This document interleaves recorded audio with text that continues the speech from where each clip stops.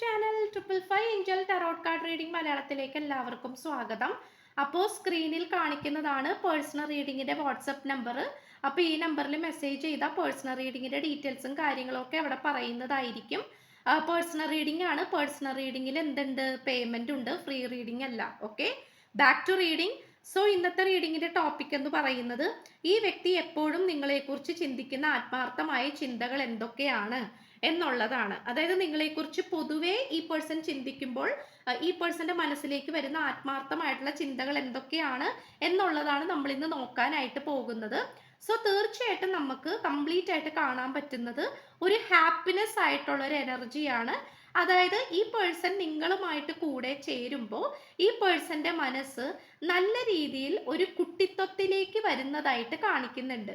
അതായത് ഈ പേഴ്സൺ കുറച്ചും കൂടി സീരിയസ് ആയിട്ടുള്ള ഒരു വ്യക്തിയായിരിക്കാം, കുറച്ചും കൂടി മെച്യൂരിറ്റി ആയിട്ടുള്ള ഒരു വ്യക്തിയായിരിക്കാം.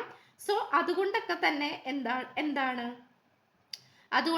എന്താണ് ഈ പേഴ്സന്റെ ചിലപ്പോൾ ജോലി, അതായത് ഈ പേഴ്സൺ ചെയ്തുകൊണ്ടിരിക്കുന്ന ജോലിയൊക്കെ കുറച്ച് സ്ട്രിക്റ്റ് ആയിട്ടുള്ള ഒരു ജോലിയും കാര്യങ്ങളും ഒക്കെ ആയിരിക്കാം. അപ്പൊ അതുകൊണ്ട് തന്നെ നിങ്ങളായിട്ട് അല്ലെങ്കിൽ നിങ്ങളെ കാണുമ്പോഴാണ് ഈ പേഴ്സന്റെ കുട്ടിക്കാലം ഓർമ്മ വരുന്നതായിട്ട് കാണിക്കുന്നുണ്ട്. അതായത് കുറച്ചും കൂടി കുട്ടിത്തത്തിലേക്ക് പോകാനും കുറച്ചും കൂടി കുട്ടിക്കാലം ഓർക്കാനും അനുഭവിക്കാനും ഒക്കെ പറ്റുന്ന ഒരു സിറ്റുവേഷൻ ആയിട്ട് കാണിക്കുന്നുണ്ട്. ഒരുപക്ഷെ നിങ്ങൾ അത്രയും ഒരു ചൈൽഡിഷ് ആയിട്ടുള്ള ഒരു സ്വഭാവമായിരിക്കാം, അല്ലെങ്കിൽ ഒട്ടും മെച്യൂരിറ്റി ഇല്ലാത്ത രീതിയിൽ പെരുമാറുകയും ചിരിക്കുകയും നല്ല രീതിയിൽ ഒരുപാട് ചിരിക്കുകയും തമാശകൾ പറയുകയും ഒക്കെ ചെയ്യുന്ന ഒരു പേഴ്സണാലിറ്റി ആയിരിക്കാം നിങ്ങളുടേത്.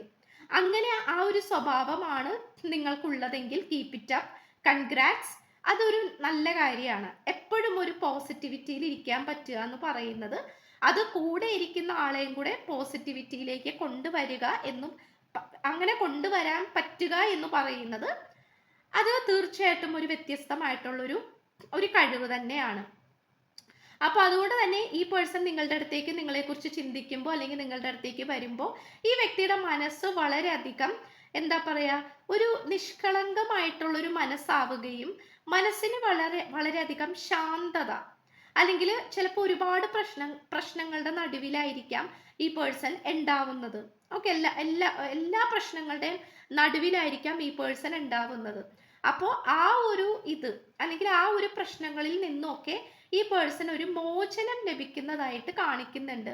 നിങ്ങളെക്കുറിച്ച് ചിന്തിക്കുമ്പോഴായിക്കോട്ടെ, നിങ്ങളുമായിട്ട് സമയം ചിലവഴിക്കുമ്പോഴായിക്കോട്ടെ, സംസാരിക്കുമ്പോഴായിക്കോട്ടെ, ഈ വ്യക്തിക്ക് പലതരത്തിലുള്ള പോസിറ്റീവായിട്ടുള്ള ഒരു മാറ്റം അല്ലെങ്കിൽ കാര്യങ്ങളൊക്കെ ലഭിക്കുന്നതായിട്ട് കാണിക്കുന്നുണ്ട്.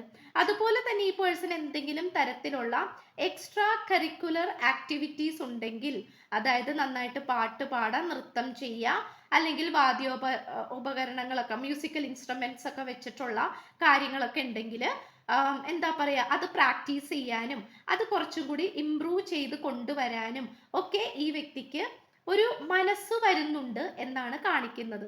കാരണം പണ്ടൊക്കെ ഒരുപക്ഷെ ഈ പേഴ്സൺ ഇതൊന്നും മൈൻഡ് ചെയ്യാണ്ട് ഇട്ടിട്ടുള്ള കാര്യങ്ങളായിരിക്കാം. പക്ഷെ നിങ്ങൾ വന്നതോടുകൂടി അല്ലെങ്കിൽ നിങ്ങളായിട്ട് സമയം ചെലവഴിക്കാൻ തുടങ്ങിയതോടുകൂടി ഈ പേഴ്സൺ പലതരത്തിലുള്ള മാറ്റങ്ങൾ ഉണ്ടാവുകയും സ്വന്തം കാര്യങ്ങൾ കുറച്ച് കൂടുതൽ ശ്രദ്ധിക്കാനും, ഇപ്പോൾ സ്വഭാവ രീതിയിലാണെങ്കിലും ഡ്രസ്സിങ് ധരിക്കുന്ന രീതി ആയിക്കോട്ടെ, കുറച്ചുകൂടി വ്യത്യാസങ്ങൾ വരുത്തിപ്പിക്കുക, കുറച്ചുകൂടി അപ്ഡേറ്റ് ചെയ്യുക. ചിലപ്പോൾ പഴഞ്ചൻ പോലെയൊക്കെ ആയിരിക്കും നടന്നിരുന്നത്.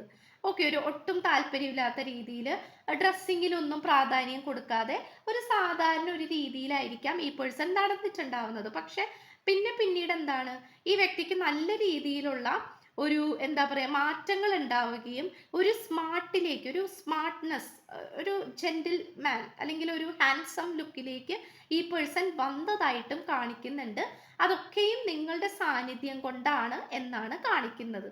ഓക്കെ, പിന്നെ നമുക്ക് പറയാനാണെങ്കിൽ തീർച്ചയായിട്ടും ഇവിടെ പലതരത്തിലുള്ള സ്പിരിച്വൽ പ്രോസ്പെറിറ്റി ഈ വ്യക്തിയെ തേടി വന്നിട്ടുണ്ടെന്ന് കാണിക്കുന്നുണ്ട്.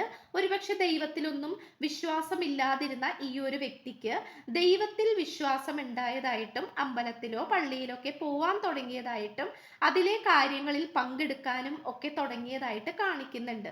കാരണം ഒരു കാര്യത്തിലും ഈ പേഴ്സണ് വിശ്വാസം ഉണ്ടായിരുന്നില്ല. സോ ആ ഒരു വിശ്വാസം ഇല്ലായ്മയിൽ നിന്നും ഈ വ്യക്തിക്ക് എന്തൊക്കെയോ കോൺഫിഡൻസും വിശ്വാസവും ബിൽഡപ്പ് ചെയ്ത് കൊണ്ടുവരാൻ സാധിച്ചു. അതായത് വികസിപ്പിച്ച് കൊണ്ടുവരാൻ സാധിച്ചു എന്നുള്ളതാണ് ഈ വ്യക്തിക്ക് വന്നിട്ടുള്ള മാറ്റം. അല്ലെങ്കിൽ ഈ വ്യക്തി നിങ്ങളെക്കുറിച്ച് ആത്മാർത്ഥമായിട്ട് ചിന്തിക്കുമ്പോൾ ഈ വ്യക്തിയുടെ മനസ്സിലേക്ക് വരുന്ന ചിന്തകളൊക്കെയാണ് ഈ പറയുന്നത്. സോ തീർച്ചയായിട്ടും ഈ വ്യക്തിക്ക് എന്താണ് ഫിനാൻഷ്യൽ പരമായിട്ടുള്ള ഫിനാൻഷ്യൽ ഇൻഡിപെൻഡൻസ് ഈ വ്യക്തിക്ക് വന്നിട്ടുണ്ട്. ഫിനാൻഷ്യൽ സ്റ്റെബിലിറ്റി തീർച്ചയായിട്ടും ഈ വ്യക്തിക്ക് വന്നിട്ടുണ്ട് എന്നാണ് കാണിക്കുന്നത്.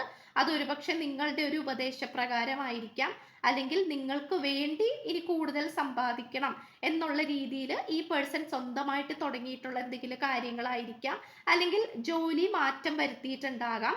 അതായത് ആദ്യം ചെയ്തുകൊണ്ടിരുന്നത് ചിലപ്പോൾ ഒരു സാധാരണ ഒരു ജോലി ആയിരിക്കാം, പിന്നീട് അത് കുറച്ചും കൂടി ഒരു പ്രൊഫഷണൽ ആയിട്ടും പ്രമോഷൻ കിട്ടിയതായിട്ടും അങ്ങനെയുള്ള സിറ്റുവേഷൻസ് ഒക്കെയും കാണിക്കുന്നുണ്ട്.